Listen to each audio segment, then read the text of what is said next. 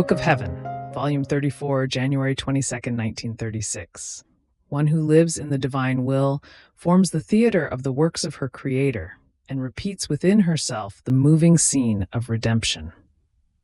I was doing the round in the acts of the divine will, and I was trying to invest with my little love the heavens, the sun, and all creation, and the divine fiat, to requite me, formed the place in my will in which to enclose the heavens and all creation. Then I went round in the acts of redemption, and sweet Jesus enclosed his acts in me, and repeated the most moving scenes to repay me of my little love. I remained surprised, and my beloved Jesus, all tenderness and love, told me, "My good daughter, daughter of my will, you must know that my love is so great that in order to pour it out I want to repeat my works. But in whom can I repeat them? In whom can I find the place to enclose them, to feel myself being loved? In one who lives in my will. As the creature goes around in my works in order to know them, love them and call them into herself, they are reproduced in her, and she forms the theater of our works." How many moving scenes! Now are the heavens stretched out. Now the sun rises with all its majesty.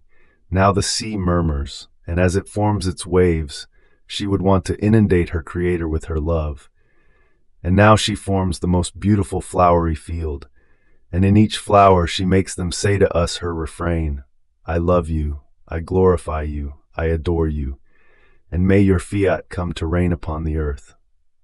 There is not one being which she does not call into herself, to make them say to us her sing-song, "I love you, I love you." My daughter, our love is not content if it does not give itself completely and does not repeat our works in one who lives in our will. But this is not all. Keep listening.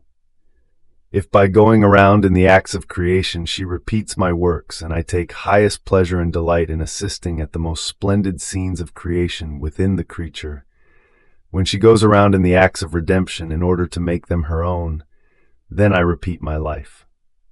So I repeat my conception, my birth, at which the angels repeat the glory in the highest and peace to people of good will. And if human ingratitude forces me to cry, I go and cry within her, because I know that my tears will be requited and pearled with her "I love you."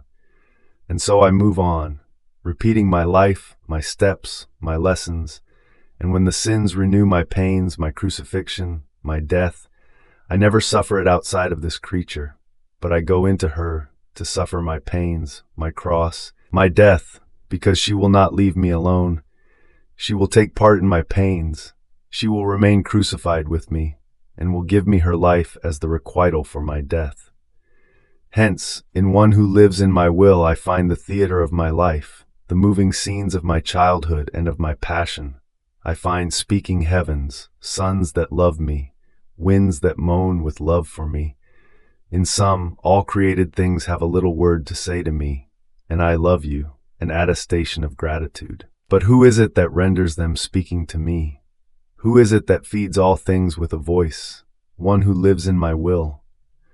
My will transforms her so much that there is no love in. It does not make her give to it, nor works it cannot repeat in her.